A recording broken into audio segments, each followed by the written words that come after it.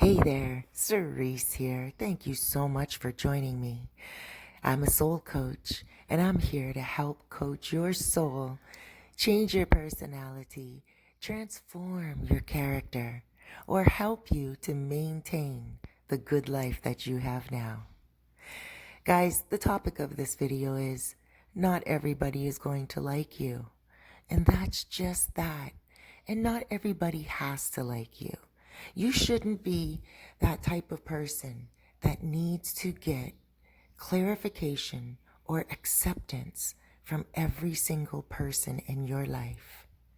As a matter of fact, you should actually relish in the fact when somebody doesn't like you. Because there's two things that says why they don't like you. Something about you and something about them. Now you may be saying, oh no, the other day I was at a party and this person I never met before didn't even like me for no reason. They don't even know me. Well, the reason could be that maybe you look like their ex. Maybe your mannerisms bother them. Maybe something about you got under their skin. But guess what? That's none of your business. And you shouldn't make it your business because they are allowed to not like you. The other day I was invited to a party, and 2 days before that, I hit it off with one of the main hosts. And we were all planning the party that was coming up, and I was like, okay, I'll be there. See you at the party. When I got to the party, there was a little bit of a cold air, a little bit of a, what is this? And I could cut the tension with a knife, so to speak. And I looked around, and it wasn't a huge party. It was more of a gathering of about 10 people. And a few of those people also picked up on it. So what did I do? I stayed true to myself. I didn't ignore her. I didn't ignore the person that was making me feel a little different. No, because yes, it was at their place. Yes, I felt different, but it wasn't her fault. I am responsible for my own emotions. I am responsible for my own feelings. And I am responsible for my reactions to her actions. So I let her be for a little bit. Asked her a few questions, got my short answers back. She walked away from me a couple of times. A couple of times when I was sitting down beside her and we did have time for a little snippet of conversation, she showed that she was not interested by looking at her cell phone and, making little videos and stuff of that nature. So finally I gave it a rest and I thought to myself, Cerise, why are you even trying any longer? Well, number one, it was her place that I was visiting, and she was the host. So I wanted to make sure that I was at least being mature about the rejection that I was feeling. But number two, I wanted to see when she realized that I didn't care. I wanted to see when she realized my inner strength. I watched a little bit, I must admit. It stopped bothering me about 15 minutes into my new strategy. And then I said to myself, I have a decision to either stay or go. Now, at this gathering, there were a few other good people who I was networking with, so I decided to stay a little longer. When I was getting ready to leave, that's when the woman decided to actually say a few words to me. And I reciprocated. Because you know why? Instead of reciprocating her hate, her anger, while I don't know the reason why she's hating on me, then I become weak. I become less than who I am. I don't keep it real to my character and to the strength and to the beauty that is invested in my character, everything that I worked on through my years, not just as a soul coach, but as a single mother, as a businesswoman, as a person who has grown within my life. I thought to myself at that point, do I treat her the way she treated me? Absolutely not.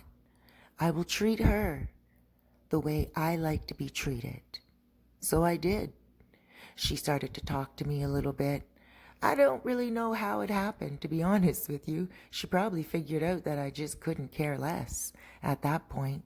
Now, it's not always going to work out that way, because when you are around someone that doesn't like you for whatever reason and you ignore them, sometimes you're doing them a favor, and they appreciate that, and they are not going to try to be your friend at all.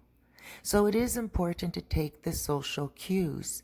When you do sense that somebody is not into you or doesn't like you, just simply, still be kind to them, still introduce a topic of conversation if you have to, like I had to in my situation, because the person was actually the host of the fiesta. But if they're not the host, you don't need to waste your time trying to connect at all. All you need to do is sit back and let nature take its course. If this person is going to like you, they're going to like you, and that's it. If they're not going to like you, and they don't do anything for you, and especially if they don't know you, then you should not make their opinion important in your life, because they are not important if they cannot add beauty, grace, and importance to your existence. If they're going to tear you down instead of build you up, why are you making them important? Why is their opinion of you so special? It shouldn't be. You don't know what this person is all about. A lot of us put stock in someone else's opinion of us. Meanwhile, that person, if you could see them in their private time, in their private area of their mind, how they think, how they operate, what their truest belief system is, you may be floored. You may say to yourself, oh my gosh, why would I want that person to even like me? Why would I even want to respect that person? Some of these people who you want to like you, after you get to know them, you wouldn't even want them in your life. And that is the God's honest truth. There are a lot of people out there who will act bigger and better than the average person. Meanwhile, they have no humanity. They have no sensitivity. They have not one selfless bone in their body, because their narcissism and their selfishness and their cruel character has now taken over any common sense to remain humane. And this is where you always have to look at the situation, break it down. Who is this person that doesn't like you? Who are they? Okay, maybe they're your boss at work. Maybe they're I don't like the word boss because no one's anyone's boss. Maybe they are your employer, your supervisor, your manager. And your life is like a dungeon every single time you go into work every day. Same thing. You are there to work. You are not there to gain merit from that person that doesn't like you. You were hired to do a job. You were hired to use your skill. You were hired to do something and get paid for it. But you were not hired to make that person like you. Give it time. Because if that person treats you like that, chances are they treat a lot of people like that, and they will be treating the wrong person like that at the wrong time, and you will reap the reward. How will you reap the reward? Well, obviously, they will deal with the wrong person at the wrong time and be reprimanded. And that's when they will be removed. And you will step in to a higher place, a higher level, and you will no longer feel average. You will feel awesome. Guys, it is so important for us in our world to not allow people who don't like us to get under our skin. If they don't like us, we have to say to them, thank you for recognizing something in my personality that sticks out that much. Great. And you know what? If they are not kind enough to say to you why they don't like you, then they like you for no reason. And at the end of the day, that is none of your business. It's none of your business because it's not doing anything for you.